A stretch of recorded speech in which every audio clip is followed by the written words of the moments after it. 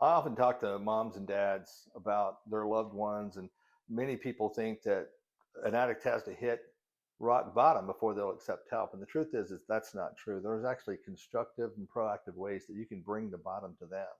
And it's basically means confronting the situation in a very positive, again, proactive way. There's strategic things that could be done. And one of the fundamental things is bringing the family together to operate as a unit and actually getting rid of any negative considerations that they might have because help is possible. And the truth is your loved one is a good person down deep, and we can reach that person. We can get them to see that help is possible and that they can be helped. And sometimes people need help. And the truth is that if you wait for the rock bottom, we don't know where that is. Some people have different levels of need of change where they realize that they have to change their life. Sometimes people can have some very minimal negative things happen and they change their ways. They realize, wait a minute, I have to change. And sometimes when they can't stop, they'll accept treatment.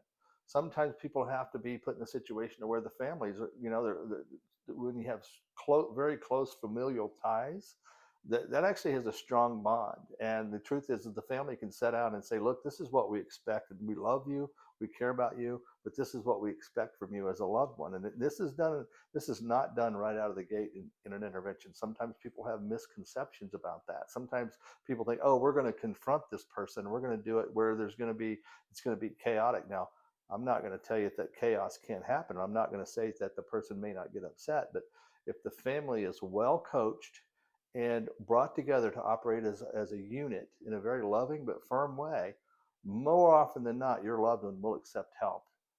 85 to 90% of the time, interventions work. And if you have to play what we call the long game, in other words, implement the consequences of your loved one not accepting help, you can actually up that chance. But that's the hard part that families have. Now, there's 6 parts to an intervention. And the very first part is deciding that you're going to do something, regardless of any pushback that you get from friends or family members, and particularly your loved one who's addicted to drugs.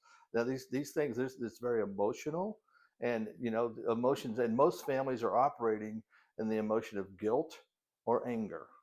And the truth is, rational thought does not exist in those two emotions. And that's where we can come in as a professional interventionist and from an objective viewpoint. And once the family knows what to do and what not to do, they become actually encouraged, they gain confidence, and they can move forward in a very positive manner. And I have many, many case studies that I could share about different scenarios to do this. But waiting for rock bottom, we don't know where that is. And the truth that, again, we go back to where is rock bottom? It's different for different people. And sometimes, there's 3 ways that this stops. One is the person realizes they need to change and they accept help and they go to treatment. 2 is the person, has some sort of accident, or maybe the family member, their wife's going to leave them, or basically they don't want to lose that close code. Sometimes it can lend into codependency.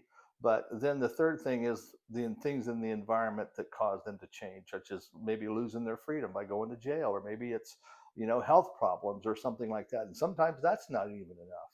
So the family, a lot of times brought together in a constructive and very strategic, positive way, can really go a long ways in not only getting your loved one to accept help, but also stay in treatment and then come out on the other side um, with a lasting recovery. Because an intervention is not just to get the person to go to treatment, it's for permanent sobriety.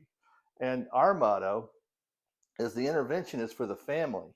The treatment program is for your loved one. So the intervention actually brings the family together to know what to do to positively not only get your loved one help, but also to have them put them on the path. And it's oftentimes it's like an employee. You have somebody that you work with or that works for you, or there's certain things that are required of you.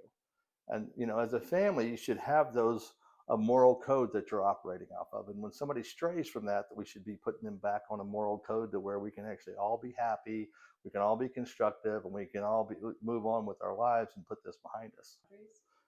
The people often misunderstand. One of the fundamental questions that I ask families is, what's the relationship like with their siblings? What's the relationship like with the grandparents? And sometimes people say, I just don't think he cares anymore. Well, yes, the truth is that he probably acts like, the addict probably acts like they don't care because of their actions. They'll often communicate in a very hostile way, in anger, and look what you did to me. It's all you're the one that has the problem. And the truth is that deep down they don't want to lose that relationship. More often than not, the person addicted to drugs does not want to lose that relationship. And you can actually if you come together in a very positive way. I've had people that agreed to go to treatment by walking into the room and seeing the family members that were there that had often been divided, and he knew that the person's how the family felt about each other, but they came together for him. And he told me, he said, that's the reason I'm here right now, because I know how much they care about me. And I have people that actually have told me, going as they're going to the rehab program, say, I've never seen my mom or my dad act that way. That actually really encouraged me to get help, and I want to get help, and I want to be a part of their life again.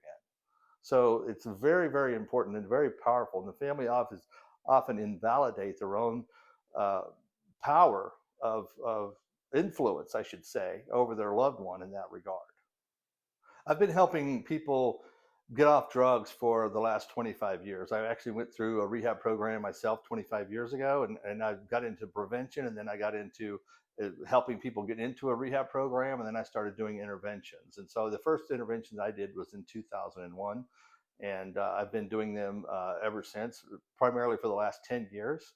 And I've been involved with literally thousands of interventions in different scenarios, and you know, I it's very rare that I get surprised about certain situations. While this is new to people, it's a lot of the things, and each situation is different. The truth is, there's a lot of commonalities among different situations, and it doesn't matter whether the person is, where if they come from the inner city, or if they own a private jet. The dynamics of a family who has a loved one addicted to drugs are pretty much the same, and we have to work within that realm to be able to figure out a plan that's going to work best for that loved one. But if we do that, we can, the majority of the time, we're going to help our loved one. A lot of times families, they won't do anything because they don't know what to do, and it seems to be very complex and it's unconfrontable. And the truth is we, I always use the phrase, you know how it is to eat an elephant.